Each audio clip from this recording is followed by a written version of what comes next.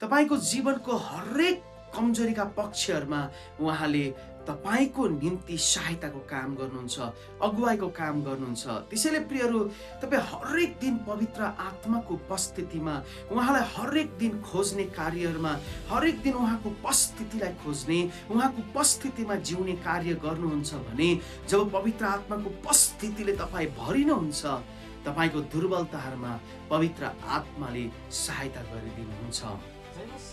म विश्वास गर्दछु तपाईहरु सबैजना आशिषित हुनुहुन्छ होला। पवित्र आत्मा आउनु भए पश्चात हामीले शक्ति पाउँछौँ। हामी पृथ्वीको अन्तिम जगतसम्म हामी उहाँको साक्षी बन्छौँ। प्रियहरू, जब पवित्र आत्मा हाम्रो जीवनमा आउनुहुन्छ, हामीलाई सबै दुर्बलताहरूमा सहायता गर्नुहुन्छ। रोमी 8 अध्यायको 26 पद अनुसार हामी हेर्छौँ भने त्यसै गरी पवित्र आत्माले पनि हाम्रो दुर्बलतामा सहायता गर्नुहुन्छ।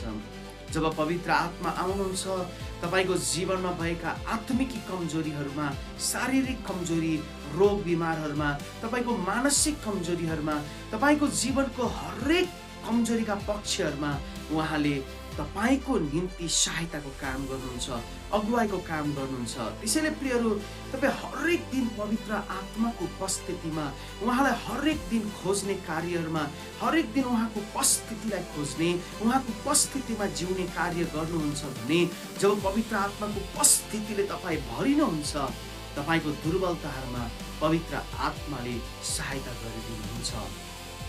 यो वचन अनुसार हामी हेर्छौँ भने उहाँको यो प्रतिज्ञा छ कि पवित्र आत्माले पनि हाम्रो दुर्बलतामा सहायता गर्नुहुन्छ। अनि जब पवित्र आत्मा हाम्रो जीवनमा आउनुहुन्छ, जब पवित्र आत्माको घनिष्ठतामा उहाँको उपस्थितिमा हामी जिउँदछौँ, हामीले कसरी प्रार्थना गर्नुपर्छ सो कतिपय समयमा हामीले जानेका हुँदैनौँ। तर पवित्र आत्माले हामीले कसरी प्रार्थना गर्नुपर्ने हो सो हामीलाई सिकाउनुहुन्छ। कसरी प्रार्थना गर्नुपर्ने हो सो हामी जान्दैनौँ, तर शब्दहरूमा व्यक्त गर्न नसकिने सुस्केरामा पवित्र आत्माले हाम्रो निम्ति मध्यस्थता गर्नुहुन्छ।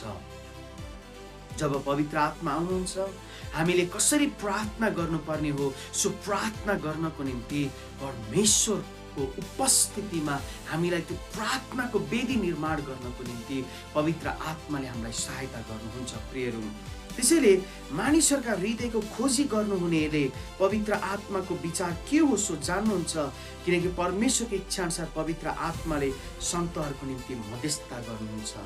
प्रियहरू, परमेश्वर पिता र हामी बीच अथवा मण्डली बीच पवित्र आत्माले मध्यस्थताको काम गर्नुहुन्छ। जब पवित्र आत्मा आउनुहुन्छ, उहाँले हाम्रो दुर्बलतामा सहायता गर्नुहुन्छ। परमेश्वर पितासँग हामीले कसरी प्रार्थना गर्नुपर्ने हो सो प्रार्थनाहरू गर्न सिकाउनुहुन्छ र परमेश्वर पितासँग मध्यस्थताको कार्य उहाँले गर्नुहुन्छ। परमेश्वर पितासँग उहाँले जोड्ने कार्य गर्नुहुन्छ।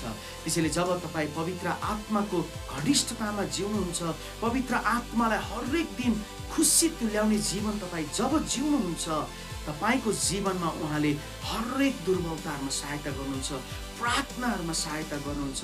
हरेक परिस्थितिमा उहाँको वचन अनुसार प्रार्थना गर्नको निम्ति उहाँले सहायता गरिदिनुहुन्छ र परमेश्वर पितासँगको पुत्रको सम्बन्धमा, त्यो पुत्रत्वको घोषणाको निम्ति उहाँले परमेश्वर पिता र पुत्रहरू बीच अथवा मण्डली बीच उहाँले मध्यस्थताको काम गर्नुहुन्छ।